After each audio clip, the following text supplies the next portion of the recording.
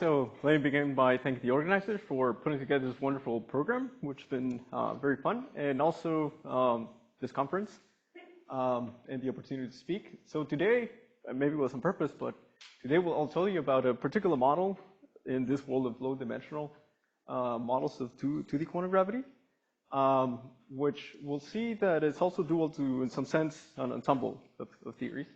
But it's still a fully string theoretic presentation of this theory. Okay, so this is based on work with Scott Collier, who will speak right after lunch, Lawrence Eberhard, and Beatrix Mollman. Okay, so let's begin. So here's a brief outline. First, I'll just remind you to get you in the right mood. Why do we study low-dimensional string theory and models of 2D quantum gravity? Right after that, we jump into really the main part of the talk, which is this new critical string theory, Virasoro minimal string theory, and then we'll present the duality with a matrix integral. And then very briefly, I'll just discuss what is a potential target space-time interpretation of the same model in terms of cosmology, and then we'll end with a discussion. So let's get right into it. But before, just a few general words of low-dimensional string theory. So they've proven to be really rich laboratories for investigating fundamental aspects of string theory and quantum gravity. They're much simpler than their higher dimensional counterparts, like in 10-dimensional superstrings. And they're simpler, but still retain very rich phenomena. For example, there's 3 examples that I wrote here. They still exhibit holographic duality and stringy dualities. Also non-perturbative effects, for instance, a class of non-perturbative effects of the instantons that we've heard a couple of talks during the program, for instance, by Ashok Sen. As well as time-dependent phenomena, for example, of rolling tachyons,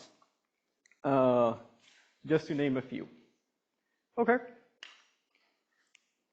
So a couple of explicit examples of what are these low-dimensional string theories. Perhaps the simplest one is equal-to-1 string theory and its duality with matrix quantum mechanics. Another one is the supersymmetric Worldsheet versions of that, type 0b and type 0a, and it turns out that they're dual to the same matrix quantum mechanics. Going one up in dimensions, we have, of course, ADS3, CFT2, ADS3 strings. And also another class is the minimal string and their duality with matrix integrals. And this one is a slightly different perspective, but this would be the one that the theorem I'm about to present is a little bit more closely related to. So we'll be using a little bit more of the language of this last one. Okay, but before we get into that, let me just flash you what the actual model is, just so you have a picture in mind already. So this is it. So today we'll learn about 2 new critical Worldsheet string theories. So this first one involves time-like Liouville CFT coupled to space-like Liouville CFT, which we'll review in a sec. That together with the conformal ghost, the BC system, arranges itself to give you a critical system with total central charge 0. So this is the one we call Virasoro minimal string.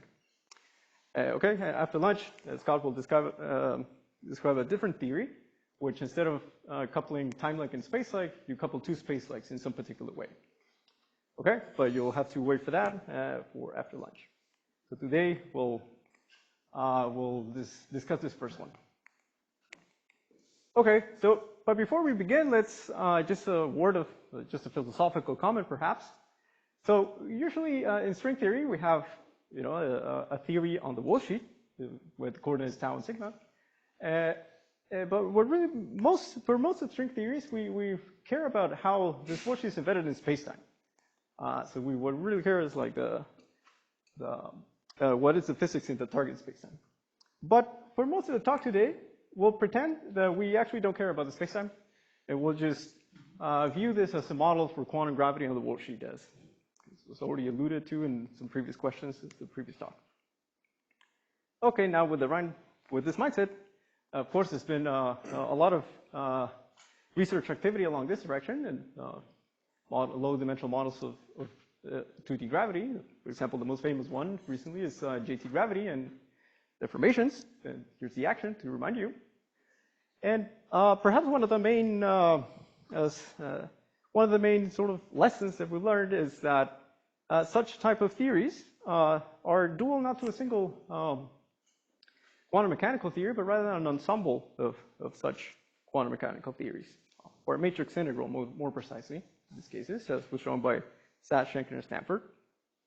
Okay, and well, matrix integrals, just to give you a reminder of what these matrix integrals are defined by an integral over an n by n matrix, which of course the interpretation is that it's a Hamiltonian of the dual system, and well, diagonalizing the matrix, we can write this in terms of its an integral over its eigenvalues, subject to some potential, some action.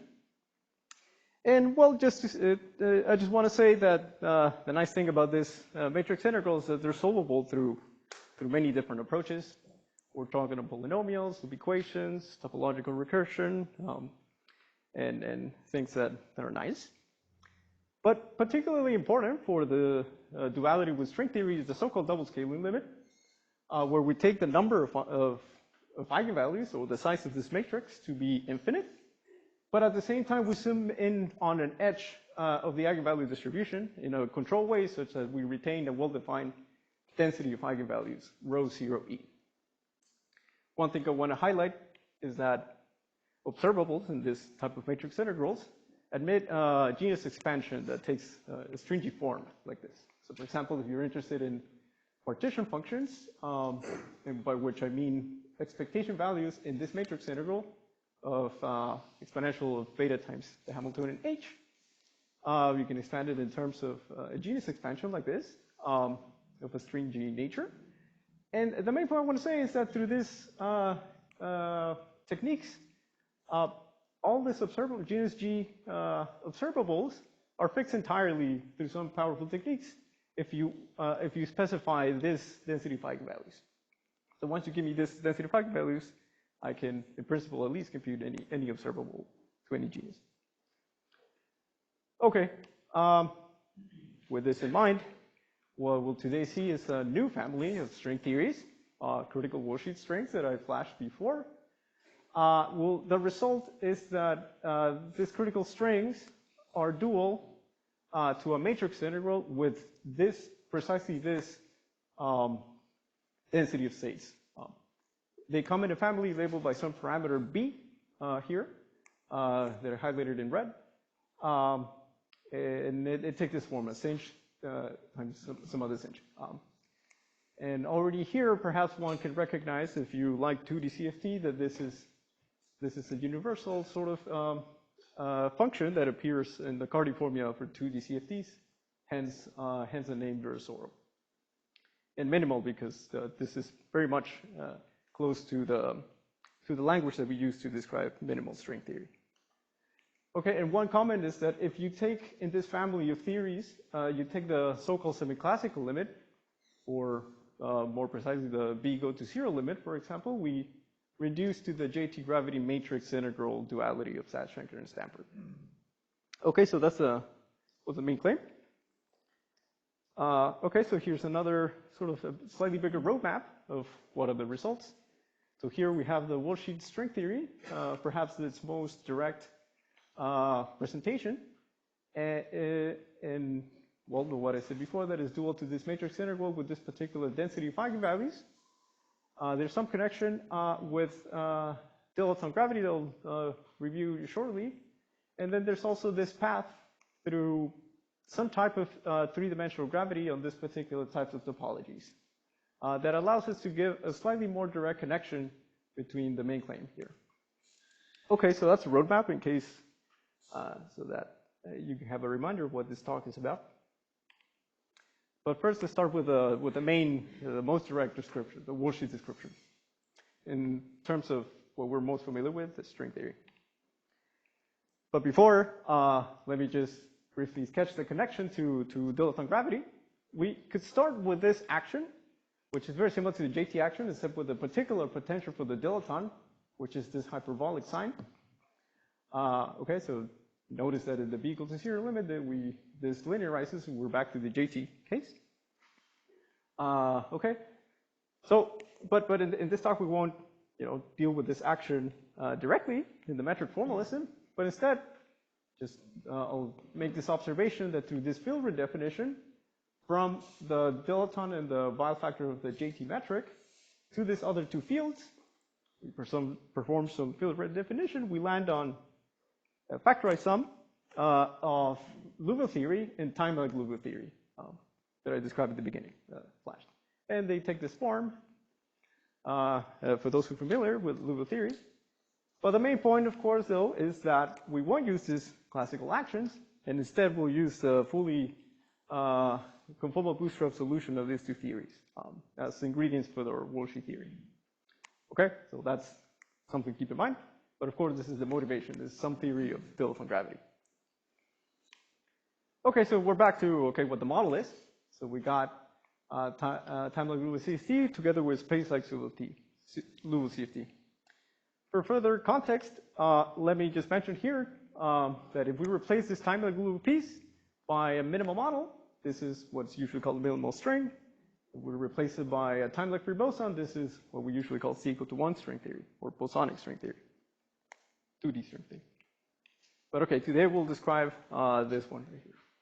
So let me first describe the familiar piece that it's the same for the few examples I mentioned. The space-like Liouville CFT. And it's a non-compact unitary CFT, so it's pretty nice. Labeled in some family by this parameter b that already appeared earlier. We can take it to be from 0 to 1. And as an abstract CFT, and then let me review what the data of it is. So the first piece of data I need to tell you about is, well, what are the states, or what are the operators of the CFT? They come in a family, in a continuum. That's why it's non-compact. With this particular conformal weight here, labeled by some real variable p that we colloquially refer to as the Liouville momentum. Okay? The other piece of data is the 3-point coefficient, which in the CFT cartoon, the 3-point function on the sphere. So 3-point function of this vertex operators. And this is the celebrated DOCC formula, which is given by this beautiful formula here in gray. I put it in gray so that you don't stare too much at it. But it's just to make explicit that it's something very explicit that we know and completely concrete. Okay. But okay, so this other ingredient that is perhaps the not so familiar one, time-like Liouville CFT. So namely, you would think, if you want to have the center char less than or equal to 1, we can just continue this parameter b to the imaginary branch. Okay. However, the bootstrap, the usual space-like solution, it actually fails along this branch precisely. However, there's a distinct bootstrap solution to the crossing equations precisely along this branch. Okay, but let me describe it just like I did the previous one. Whoops. Oh yeah. Okay. So it's still a non-compact theory, but it's slightly non-unitary, but in a really mild sense. So let me tell you. So again, the list of operators are just come in a continuum again, labeled by some Liouville momentum p hat. I'll put p hats on everything that is time-like just to distinguish them from the usual space-like. Question? So since the b here is purely imaginary, Yeah. do we compact it like a scalar field? No. So this is a distinct theory. We might come back to that at the end of the talk when we discuss the target spacetime, but yeah, no, this is still non-compact. Okay. Okay, so yeah, so this is the list of operators. And the associated 3-point function, so it's a distinct one, so it has a hat to this, it's a different function. But in fact, if you choose a nice normalization convention for your vertex operators, you can arrange it so that it's nothing but the inverse of the usual DOCC formula, with some i's, but it's like that. And this also in gray here, so that at least you're comfortable that it's a very explicit formula. The main point is that just as the other space-like Liouville CFT, we have all the data that we need, at least in principle, to compute any correlation function in these two theories, and hence in the string theory. Okay, And okay, so to build a physical operator, so the string, combining these two ingredients, well, we have a vertex operator in the space-like and then in the time-like sectors, and demanding that this is an onshell state, then this fixes one of the time-like movable momentum in terms of the other one, and also this parameters b to be the same. So there's really just one parameter, b. Okay, so what are the observables? Well, what we would call them string amplitudes in the usual sense of string theory are just correlation functions of the ingredients of the Worldsheet CFT, which together with a conformal ghost, and then integrate over the moduli space of your given Worldsheet diagram. Okay, however, here we'll interpret them not as amplitudes as some target spacetime theory, but rather as a generalized type of volume of the Worldsheet itself. So the Worldsheet is going to be our spacetime here. And P, which we colloquially refer to as the movable momentum, here it's more appropriate to say that these are geodesics of a particular length P. So P is really a length. Okay. Here's some comment for the experts is that this integrals is actually kind of nicely behaved, and they're completely convergent, unlike more conventional string theories in which usually they diverge, and we need to analytically continue from unphysical momenta to get the actual amplitude. But in this case, it's actually, even though the ingredients are complicated, the actual integrals are kind of easier. Okay, and I guess relatedly, these do not behave as a conventional S matrix. There's no discontinuities or poles that follow from factorization, as in usual S matrices. And in fact, we'll see these complicated functions, these volumes, are actually just polynomials. Okay. From a target space and interpretation, if we have time, maybe this can be interpreted as components of a cosmological wave function. Okay, so just to make this a bit more concrete, the first example one can think about is the 3-point amplitude, or rather the 3-point volume, as in this picture. And it's just given by the product. There's no moduli in this case, so it's just given by the product of the 3-point coefficients of the ingredients of the Worldsheet. In this case, as I told you this, you can arrange it so that this is just the inverse of this one, so they cancel out, and it's just 1. So this is too simple, perhaps. And in fact, you can do this as a normalization convention.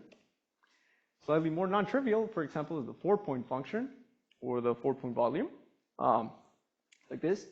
Just to give you a flavor of what this entails, and this is much less trivial.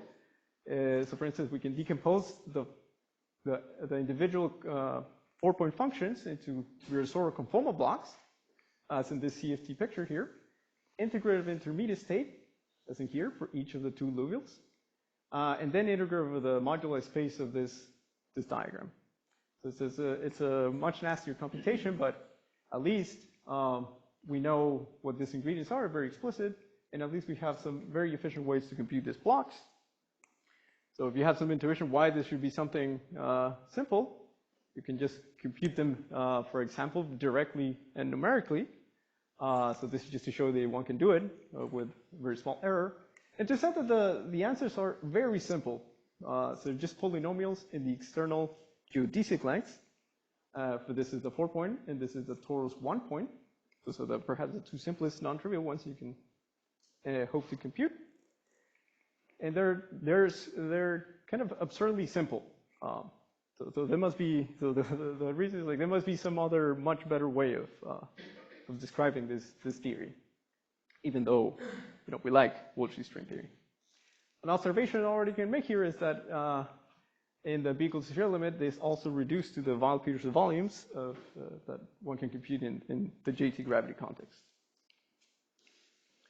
Okay. Okay, so we described mostly this part in in some detail. Now, briefly, let me describe this piece in terms of 3D gravity, because that would allows us to connect a bit more directly with the matrix integral, at least in the path I've chosen here. More precisely, we'll discuss Virasoro TQFT that was recently studied by Scott Collier, Lawrence Eberhard, Mengyan Shang in the context of 3D gravity. But at least for the context of this talk, I just want to mention that the ingredients that they were thinking about in this Virasoro TQFT are very similar to the volumes that we're trying to compute in this theory. So in that case, the associated Hilbert space that they're considering as the space of Virasoro conformal blocks on a Riemann surface with genus G and n punctures. Okay, so that conformal blocks is what we're discussing earlier. And the inner product in this Hilbert space of this Virasoro TQFT, it's given in this one. Don't search too long. I just want to make sure. I just wanted to mention that, for example, the ingredients are very similar. So there's conformal blocks. There's time-like gluval CFT that, together with the ghost, soak up the central charge of these blocks to make this integral well-defined.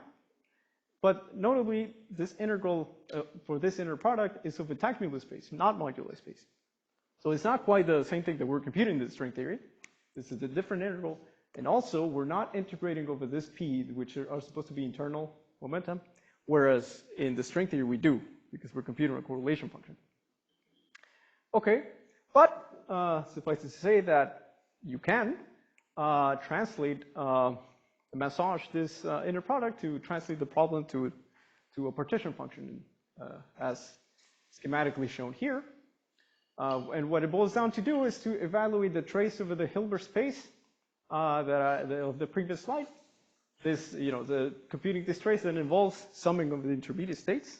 So now we're back to a more something that looks more like a correlation function. And we also divide by the mapping class group of the 2D Riemann surface, which essentially brings this technical space back to the actual moduli space over the Riemann surface. So then, if this was a bit too quick, the main upshot here is that, well, we know that these volumes are hard to compute directly, and we can only do it with the first few non-trivial ones. So this would be useful if there's a better way to compute this. Okay, and the answer is yes, and in fact it was already studied in some recent papers, in particular by Lawrence Eberhard in 22. It's given by some formula, which, well, first you can just, some formula for which we have very good machinery that is standard in algebraic geometry, in intersection theory. And the first thing you can check is, for example, that with this formula it reproduces what I showed you before that we just did numerically, and it's a polynomial. Second, though, and perhaps which makes a connection to matrix integral, is that you can map this sort of integral expressions directly to the topological data of a matrix integral, the resolvents, for example. Okay. Oh yeah, another byproduct of this 3D gravity point of view is that you can, for example, read off what the disk partition function is in this theory, and as well as the trumpet. If you're familiar with the JT gravity lingo, this is when we add asymptotic boundaries to the spacetime with geodesic length. Okay, and they're given by the vacuum Virasoro character for the disk, and for the trumpet we have a non-degenerate character. Okay, and let me just mention here, we go into the details, but purely from the string theory side, we can also describe this trumpet, for example, with the specific boundary conditions of FCCT type, for those who know what that is, on the space-like piece, and a new kind of boundary BCFT boundary condition, so-called half CC. You can ask me what that is if you're interested. But with this, then, we complete the picture of, okay, now we can, just in JT gravity, if you're interested in computing the actual partition functions that I mentioned at the beginning of the talk, we can do this by gluing in these trumpets into the volumes here with a particular gluing measure, which turns out to be the same as in JT gravity. Okay, right, so now we have an explicit expression of what these are. And then this comes to close the circle to the Virasoro matrix integral. Yes? Does the chiral gravity action reduce to this particular kiloton potential you wrote before? Interesting question. I personally haven't checked that. I think it should. Yeah. Okay. Yeah, so then to close the circle, back to the matrix integral. So here it is. Again, it's fully determined by its density of eigenvalues, which is written here. And for those who like 2D CFT, this is, I read it here in terms of P, just to make it more recognizable. It's the Virasoro, the modular transform of the vacuum character, but also in the dual channel. And of course, it reduces to JT gravity and this limit of B going to 0. Okay? And if you're more familiar with matrix integrals, perhaps you like talking about resultants, defined in this way. And you can obtain them from the partition functions that I wrote down earlier just by some simple Laplace transform. All I want to mention is that now we have explicit recursion relations, and you can pick your favorite. If you like thinking about matrix models, you can use the topological recursion of resultants. Or if you like thinking about more JT gravity-like quantities, partition functions, you could use that language. Or if you like thinking a little bit more about like what the analog of string amplitudes are, you can use the language of quantum volumes. And we have recursion relations for, and you know, you can map them to each other through simple integral transforms. So let me present you, for instance, back to how we started in terms of this quantum volumes. So you take this following form. So this is a recursion relation.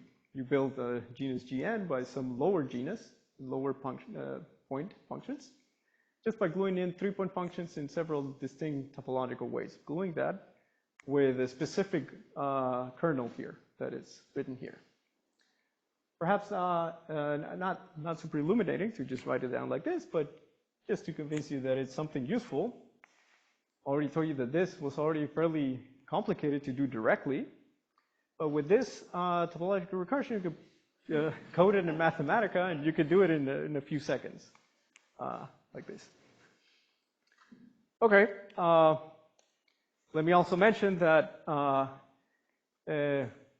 won't go into details in the interest of time, but we can also check non-perturbative effects on both sides of the duality. But by that I mean just doubly exponential in this genus expansion parameter, or in the stringy language, effects of order 1 over G string. And I'll just mention that this computation, the honest computation of the string theory side has, it's only been made possible through the recent work of using string field theory that Ashok Sen has been reviewing over the course of this program. And it's specifically for the minimal string with Iniseku, Mahajan, Maiti, Moody, and Sen. And we're able to reproduce also at least the leading order, whose diagrammatics on the string theory side take this form, 2 non-perturbative effects on the matrix integral as well, using this half CC instantons. Okay. Okay, so in the last few minutes, let me present perhaps some thoughts on what the target spacetime interpretation is. Okay, so back to this picture. Now let's think about the actual spacetime. For that, let me just remind you the usual story of 2D string theory, the sequel-to-1 string theory. And here, so the little piece, the way to think about it is that the linear dilaton controls the string coupling. So one side of the spacetime we have exponentially weak string coupling, and then the other side we have exponentially strong coupling. But the purpose of this last term, this so-called Liouville wall, is to shield you from this potential and control region of strong coupling. And in the sequel-to-1 string theory, we have a more conventional S matrix, where compute the S matrix elements of incoming closed strings, how they interact and bounce off the wall and go back to the asymptotic region. Now, if we replace the time-like free boson by this time-like Liouville CFT, now skipping some steps, now we have a time-dependent potential, because this is interpreted as the time coordinate of the space-time. So we have an explicit time-dependent potential that looks exponential in this way. Okay? So now the observables are a little different, and they're more like components of a cosmological wave function. How I view it is, for example, we have an initial state of the target spacetime, that we're probing with perturbative, usual perturbative is equal to 1 strings. In the infinite future, where the potential is vanishing, we're back to the usual vacuum. Okay? And just as an observation is that the diagrammatics seem to reproduce a structure like this, viewed from the infinite future. So we have, for instance, this comes from this sphere 2-point function. It can reproduce by the combinatorics by some squeeze states. But in addition, we have this G-string corrections from string theory with this particular, what we called volumes earlier, these components. Yeah. Okay, so this is a summary slide saying this is most of the talk we discussed is this theory viewed as a theory of quantum gravity on the Worldsheet. So we established this duality. And here is a bit more speculative, but how the strings propagate in target spacetime in terms of this cosmological model. And to me, because we're in the world of 2D string theory in target spacetime, to me this seems to be is reasonable to expect that this is dual to, in this sense, to a matrix quantum mechanics.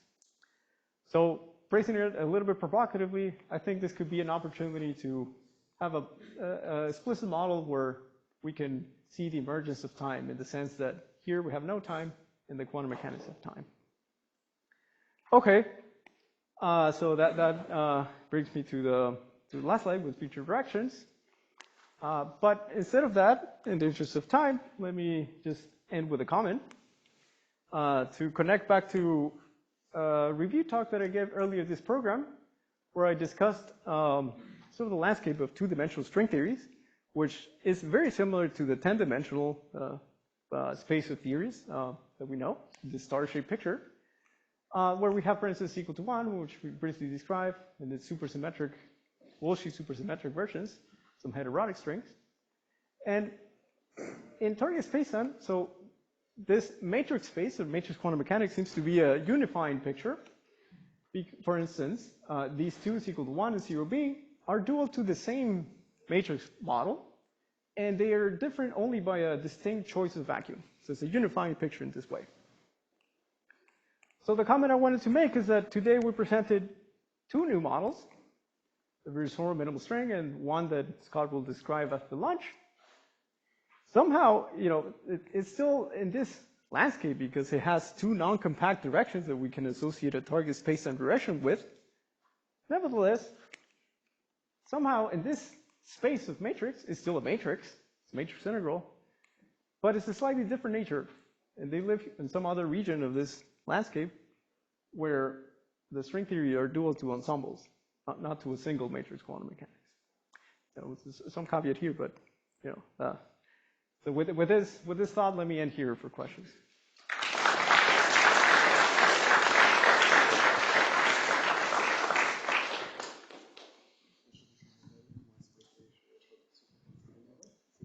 What's the density of states on the string theory side? Is it the same as the matrix model side? I mean, yes, but typically the density of states is not an observable we typically think about in string theory.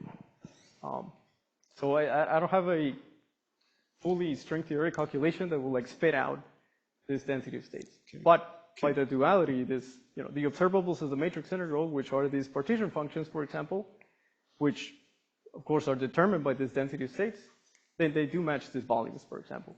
Okay. Can you go back to the formula with the sinh square root of p?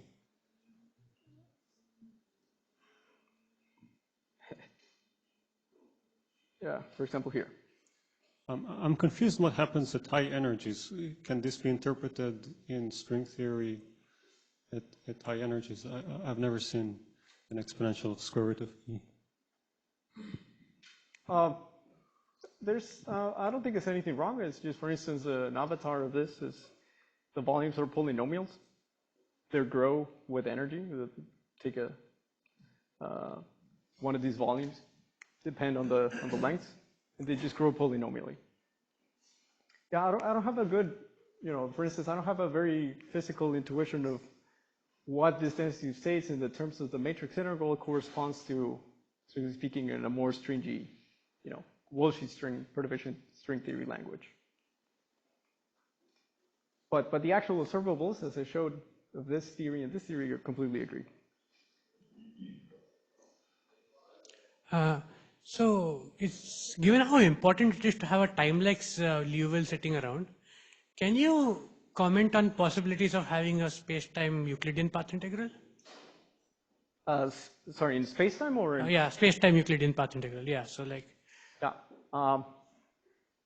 Yeah.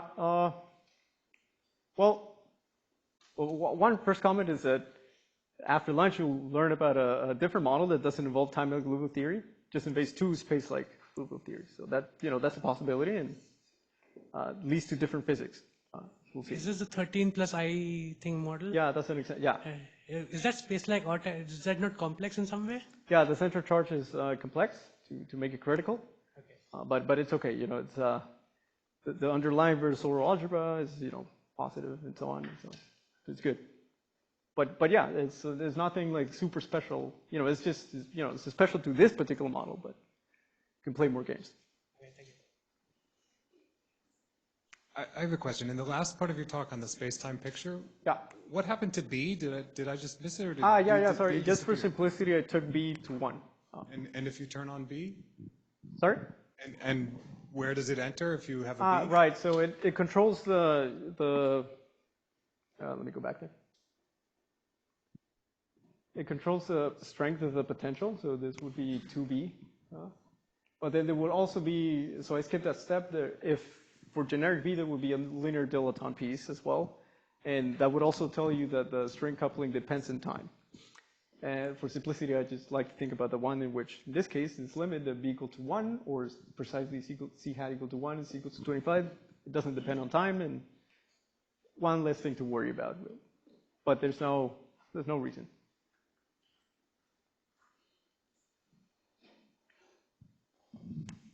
Did I see on one of your earlier slides that the time when you were comparing to the dilaton gravity, the cosmological constant for the time-like and space-like parts had opposite signs? Yeah. And yeah. can you comment on that from the target space point of view? Yeah. So that I actually don't have a.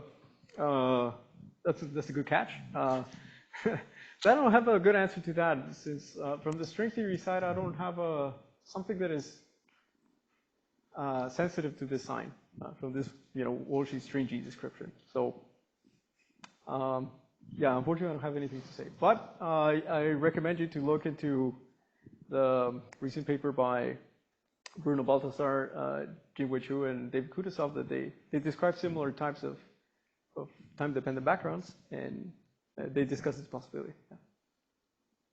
Yeah. Edward on Zoom. So for the C equals 1 model and also JT gravity as a matrix model, the matrix is dual to the Hamiltonian in spacetime. Presumably in your model, the matrix doesn't have such a clear spacetime interpretation. Yeah, I don't think it's very clear, but I think there's good reason to suspect that the spacetime theory still has a quantum mechanical, matrix quantum mechanical description. The reason I say this is because from the matrix quantum mechanics point of view, there are several time-dependent backgrounds that are known, not from the string theory description, but from the matrix quantum mechanics side. This was, for instance, studied in earlier papers by Strominger and Kaczmarek. But to me, what I'm saying is that this particular model with time-like Liouville CFT looks like it could be dual to one of those time-dependent solutions of the matrix quantum mechanics. But this is entirely on the spacetime.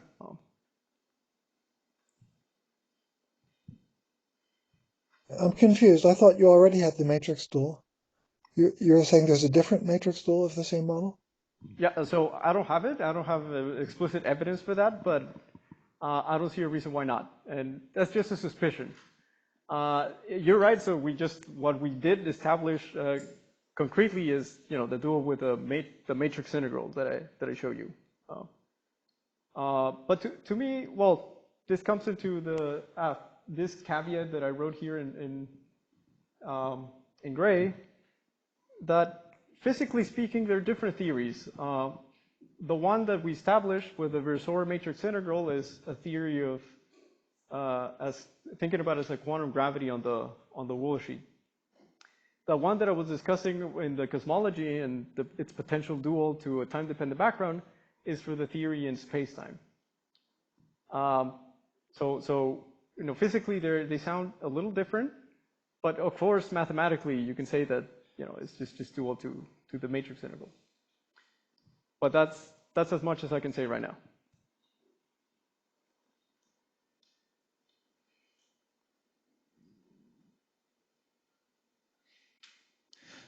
So if I remember on one of your early slides on the time-like Liouville theory, the momenta that parameterized the vertex operators was in R rather than R plus? Or did I just miss? Right. Yeah. In the time-like Liouville CFT? Yes. Yeah, you can. I think you can So restrict is the spectrum not halved as it is in ordinary Liouville theory, in the space-like Liouville theory? Let me try to remember. I think you can. I think it was just in practice we did this. The reason is, well, one subtlety that I hit under the rug is that when you do a conformal block decomposition of a correlation function, it's actually, you don't integrate over this branch. You actually have to shift it a little bit into the complex plane. So it's like p hat plus I epsilon. So that's something I didn't mention at all, but you have to do this. This is one of the pieces that is slightly weird. But modulo that, I think you can still restrict this to be positive. You have a half contour. But yeah. But in practice, this is what I did. You know, this is what we did. But I think you're right. It can be restricted to a single half contour over the real plus I epsilon for internal states. Do you remember that, Scott? I think it's right?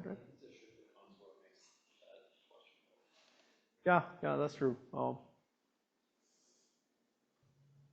And I guess it's partly related to the earlier question on the sign of the cosmological constant. I mean, is it the de Sitter sign or the anti-de Sitter sign? Right.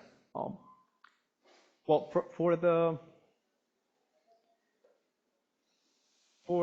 field rate definition they showed relating to a dilaton gravity, it's definitely the anti-de Sitter. That's why we have this connection with JT gravity. From target space, I'm not so sure. Okay. Okay, let's break for lunch, and thanks, Victor, again.